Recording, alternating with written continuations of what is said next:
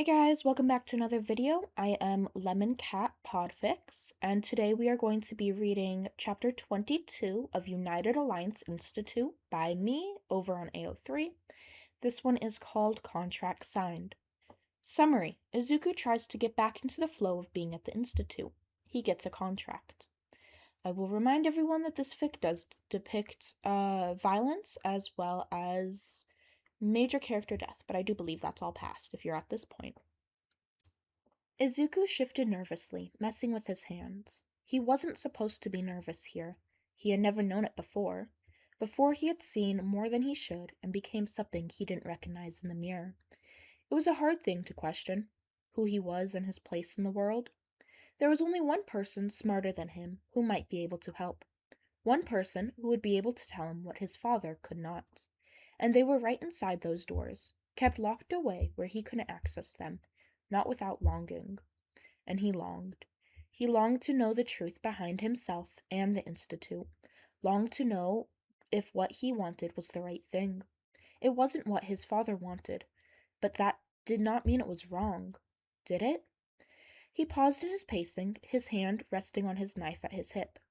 He was more than the others. He always had been, and always would be. He was called Death for a reason, wasn't he? Despite all his attempts to help, it all ended the same, speaking to the creature when it changed that. He stepped into the decontamination room and stripped. "You don't have your weapons," the voice spoke, its hollowness echoing through the room. Izuku did not let it deter him. He was the one in charge here, despite what it wanted him to think. Instead, he pulled the chair up to its cage, staring into the bars and bulletproof glass that kept it in. "It's good to see that you're fully used to your voice now," Izuku said with a grin, tipping his head. The creature didn't move towards him, though it did stare at him with that knowing glance that tried to force chills down his spine if he didn't hold strong. "I have," it confirmed, mocking his head tilt. "I suppose I have you to thank for my ability, don't I?" Izuku nodded. "You do. Without me, you would be nothing more than fodder for the doctor to dissect and put back together." He paused, glancing around the empty room. "How long has it been since they've cared for you, gave you your tasks, or helped you improve?" He hummed silently with the question, the corner of his mouth raising. "I think you very well know the answer to that, Izuku." It spoke his first name easily, not in a harsh manner, but rather in a familiar one. It rolled off its tongue and sounded sweeter than honey or chocolate cake. "After all, it was your fault that they stopped using me altogether, now wasn't it?" Izuku giggled, slipping out of his chair and onto the ground. His leg creaked loudly, and he frowned, unbuckling it and setting it beside him. He wasn't sure if the creature was even looking at it or him, his eyes too black. "I suppose you have more to thank me for, then. Without your scar from the incident, I suspect you would already be dead." The creature finally moved, stepping further towards the glass. His cage was as bare as the recruit's, just a small nest and an exercise wheel in the corner. "Does it drive you insane?" it asked, stopping just a hand's width away from the glass. Izuku tipped his head, chuckling. "Does what?" "The fact that no matter what you do, you will never be as smart as me," it teased. "That a mere animal could rise so far above you, that even the scientists you hold in such high regard would be frightened to see me. I hear the truths that I have to tell them." It paused before adding, "that even now I could get out of this cage if I wanted." Izuku thought for a moment, biting his lip. He shook his head once he had decided, grinning. "No," he said with a shrug. "Because I know you won't. You are too smart for that. Leave now and you will be dead in an instant. But it's more than that. You have no reason to leave." "Is that what you think?" "It's what I know," Izuku confirmed. "What awaits you if you make it to the mainland? You know because you've seen it. Your quirk has always been there for you. You have always known what the outside world was like. And here it is better for you. Here you are appreciated for what you are." The creature hummed, the sound so eerily similar to Izuku's own humming. It finally spoke again, its voice quieter. "Is it appreciation that you are regarded with, or is simply greed?" Izuku blinked, staying silent for just a moment. "I was not talking about myself. I was speaking to you, Nezu. The creature did not respond to that one, sitting down and crossing its legs. It sat there, staring at Izuku for what could have been minutes or an hour. It simply stared, looking at him up and down, dragging out the silence until he broke. But he didn't break anymore. What happened to your leg? It finally asked, the first one to break the focus. Izuku looked down at his stump, frowning slightly. I lost it, he said simply. Tell me why you're wondering. The creature simply regarded him before retreating back into the deeper reaches of its cage. Izuku watched where it had been for a moment, no sounds coming from inside. Izuku sighed, leaning forward on his knees. They're gone now, deployed all over the world, to places I'll never get to see. The creature hummed from the darker areas inside. There was a button to light up all the areas of both the room and the cage, but Izuku was fine with the smaller lamp on his desk being his only source of light. You miss them, it asked, its voice seemingly echoing in the area. Izuku shook his head. I miss the quirks. It is entertaining to find ways to manipulate and distort each ability so that wasn't my question. Izuku grinned, chuckling slightly. If you know everything, then tell me, he teased, offering the suggestion to the creature. It didn't respond for a long moment, and Izuku contemplated leaving. He had a lot to do before his deployment, and even more training to complete. He wasn't even too sure why he had chosen to speak to this thing. It wasn't any more human than the rats in the street, but it was more intelligent. Didn't that make it more human? I don't know, it finally said as he reached for the leg. He paused, turning to watch where it had gone. I am the same as you, Izuku. We were made to be intelligent, not to be around individuals. Izuku giggled. I do just fine around people. Though I can see how you wouldn't know that since you've been here for so long. He paused for a second, holding a finger to his chin. Say you got out of here. I wonder how you would react. The creature, again, didn't speak. What it was doing was making a strange series of chirps Izuku couldn't understand. It was almost laughter? Are you offering the opportunity? Did your time when you left really affect you that much? I didn't leave, Izuku quickly said. I was taken off the island. The creature hummed, though he did not argue it. I suppose if I made it past the guards, which by the number of scientists I have been able to record, would be impressive. There are probably twice, if not 3 times, as many guards stationed outside this room. Not to speak about the quirk users you have at your command. Izuku hummed at his observations, but nodded along nonetheless.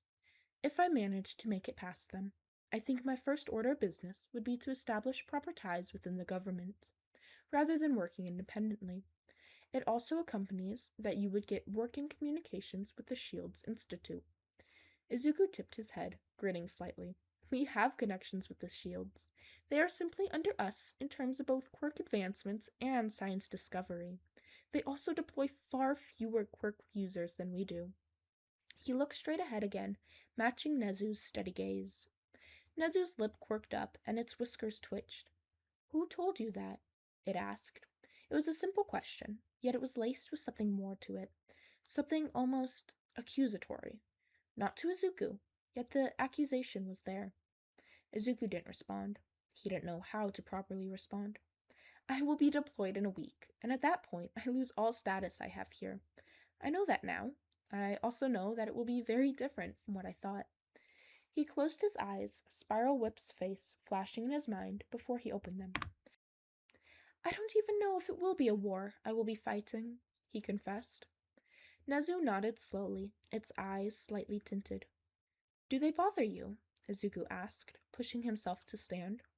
He stumbled slightly, grabbing the desk behind him. He glanced at his leg before he ignored it, grabbing the dusty notebook that lay on the desk. How long had it truly been since his father had stopped with Nezu? Was it all just for Izuku? His heart sang at that thought, a mix of emotions washing over him before Nezu spoke.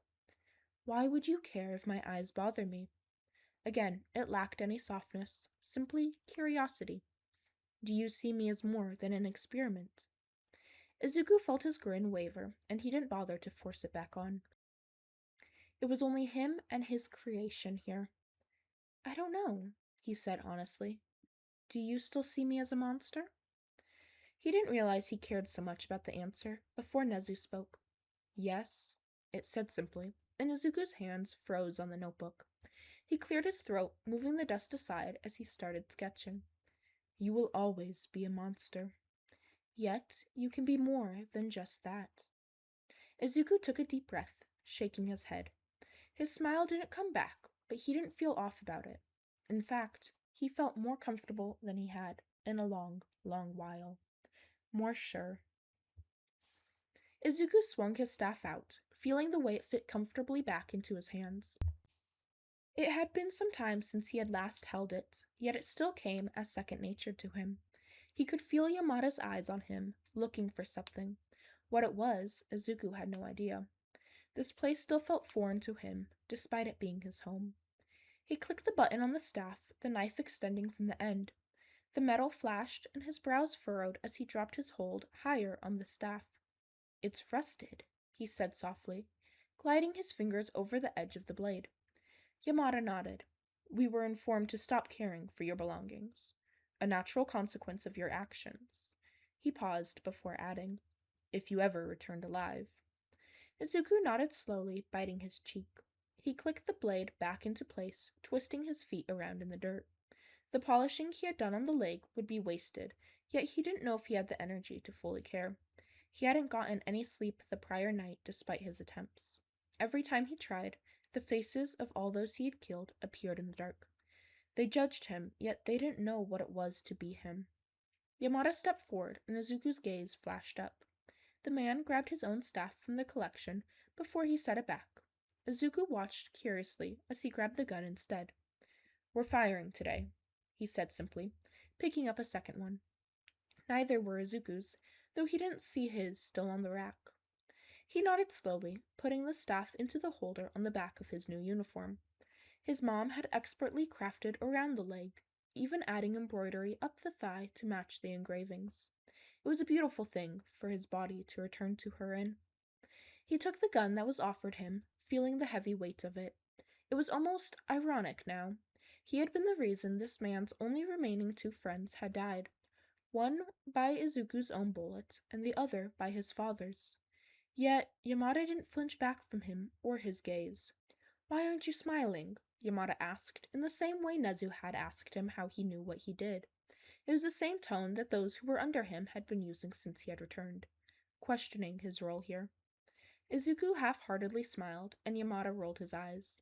They walked outside without further talk, passing guards who all stared at them. His metal foot cracked on the floor, and Izuku wondered if he should have put a covering over it. Still, it was too late now as Yamada opened the door to the outside training ground. He set the targets up without any preamble, stepping to the side as Izuku flicked the safety off of his own gun. Before he could fire, Yamada approached him, standing directly beside him. You know that in a week you will be below everyone you thought you were above. He paused before he fired. He let Izuku fire as well before he talked again. Especially without a quirk like your counterparts have. Izuku let off another shot, watching the small can drop.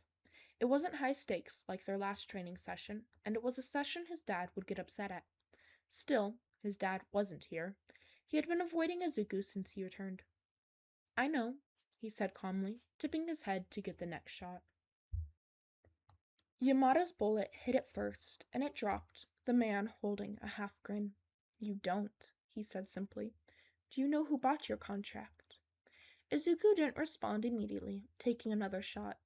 Yamada let him have it, and the small crack of it hitting the can from the distance seemed to echo along with the beating waves. I have a guess, he admitted. It would have been strange when he first met this man to talk to him like this, yet there was no tension between them. Mirai Sasaki, he asked, and Izuku lowered his gun to raise an eyebrow at the man. Night-eye?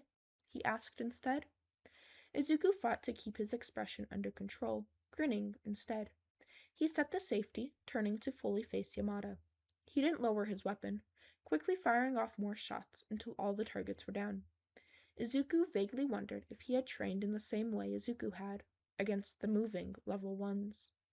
Eventually, the man lowered the gun, tossing his braid over his shoulder as he set his own safety.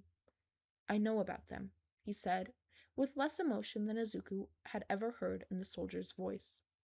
Izuku nodded, keeping his grin. "And you will tell my dad?" he asked, a genuine question. If it threw the man off, he didn't let it show. "I haven't decided," he said softly. "They came to me first, before Kayama brought me here." He sighed. "Little did I know it was as her replacement." Izuku's grip tightened on his gun, but he didn't raise it. It wasn't a warning so much as a way to calm himself. He used to always be calm. He hesitated on the word before he sighed. "If there had been any other choice, I would have taken it. That day, I had no say." "Is that your attempt at an apology?" Yamada asked, and Izuku raised an eyebrow. He chuckled, shaking his head. "I know now. Your father is a man who gets what he wants. Kayama knew that as well. She knew she wouldn't make it out of here alive. I assume Shota knew the same." Izuku stared at him blankly, but the man didn't continue. "Shota?" Yamada's brows furrowed. "Eraserhead. I assumed you knew the names of all the graduates." Izuku shrugged. He had at one point, yet he wouldn't admit he had simply forgotten. "Did my father ever tell you what happened to him after he attacked me?" Yamada shook his head. "No." They fell into silence again, and Izuku clipped the gun to his side as he strode forward to replace the targets. 1 week. Izuku shuffled the papers on his desk, his pen tapping his table as he reread them over. The newest shipment was easy to handle. Well, as easy as it could be, now that he could clearly see the expressions on their faces. Not excitement to be trained, as he had once thought it was. Instead, it was fear, grief, knowledge of their death. He shook his head, getting back to the issue at hand. Each picture he stapled on, he tried to ignore the expressions from the children. None were older than 10, most under 5.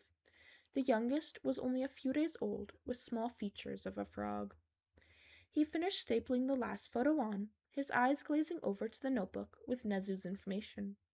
What would happen to his creation when he was deployed?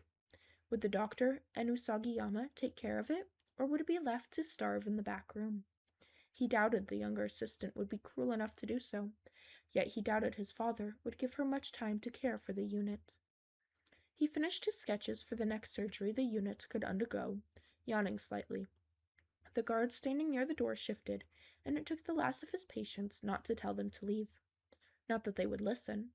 They were all under orders from his father to keep Izuku in their sight at all times, to ensure he wouldn't go sneaking around like before. He groaned in annoyance as their fabric made that grating noise, his pen coming to a stop above all his work. He still had more to do. He always had more to do, just to prove his worth. Yet, was any of it worth it? Would his father ever look at him differently, to just a sad replacement for Lady Nagant? That was what he had meant when he told her to kill him. She could take Izuku's spot as heir, and no one would bat an eye. His mother might cry, yet she would move on. His father would ensure it. He paused in his musings as he heard a familiar sound outside his small office, rushing to get to his feet. The metal one hit the edge of the desk, sending a ringing throughout the office. He winced at it, pushing his chair in to stand behind it. The second he had smoothed down his shirt, the door opened without so much as a knock. His father stood in the doorway, tall and intimidating as he sneered at Izuku. "Out," he ordered, and Izuku's mind told him to listen. However, the order was not for him, but for the 2 guards by the door. They bowed and left, leaving Izuku alone with a man who may as well have been a god. "Izuku," he said, the words holding none of the softness and adoration they once had. "I see you think I still need you," he said, walking forward. Izuku kept his gaze to the floor, his hands behind his back as he had been trained. What if he reached for his gun? Would he be faster than his father? He pushed the thought away quickly, forcing his usual smile onto his face. Whether his father cared for the smile or not, he didn't say. Instead, his fingers trailed Izuku's papers, pushing them out of order. His eyes trailed over the work on Nezu, yet, as expected, he didn't pay them any mind. "You finally got offers," his father said, and Izuku just nodded. "Far less than you should have sold for, even less than the level 1s. Izuku tried to hide the hurt at his father's words, yet he must have seen it. His hand trailed to grab Izuku's pen, and he flipped it around his fingers. That pet you like so much, sold for the same as a level 4. That should make you proud. He talked as he walked around the desk before the pen came to rest under Izuku's chin, forcing his gaze to meet his. Does that make you proud? He asked. Izuku nodded before the pen pushed back into his throat. Yes, he managed to choke out, hating how pitiful it sounded. His father just sneered, dropping the pen onto the floor. He kicked at the metal leg, and Izuku stumbled, having to move his hands from behind him to grab at his desk instead. You have come back broken and weak, and yet you still sit here like you are above others. Izuku managed to get his foot back under him before his father kicked it out yet again. It pulled at the skin on his upper thigh, and Izuku couldn't help the gasp of pain as it radiated up his leg. His father tisked as he fell, his chin knocking on the edge of the desk as he managed to catch himself before he hit the floor. I only received 2 offers for you. That should let you know how much you're wanted. Izuku kept himself standing, all his weight on his real leg. 2? He couldn't stop himself from asking. He'd only thought there would be 1. He wasn't able to prepare himself before his father's palm connected with his cheek, sending him stumbling to the floor. His metal knee cracked on the floor, sending further pains shooting up his spine. His father rubbed his hands together before he could put them behind his back. Do you have anything else to say? Izuku bit his tears back, forcing himself to keep smiling. No, sir, he managed to say, hoping the tears didn't choke him up. Good, his father said, stopping to stand above him. While both are valued customers, one has bought from us far more. I will be nice to you. He stepped over Izuku, picking up his pen from the floor. He set it back on the desk, turning to look at Izuku. In 5 days, your new boss will be here. Kai Chizuki. Alright, that finishes up chapter 22. I will let y'all know if the writing style sounded a little different. It's because it was 2 years since I had uploaded it before this chapter. That being said, if my voice acting sounded a little different and I did characters a little differently, it has been 2 months since I recorded the rest of it. I have them set on schedules, so it might sound a little different between them. Nezu especially, I had to look him up and I realized he does not have a high-pitched voice like everyone gives him. That man just has a normal voice. Anyways, chapter 23 will be Blood Cover Sparkles. Izuku gets that on deployment.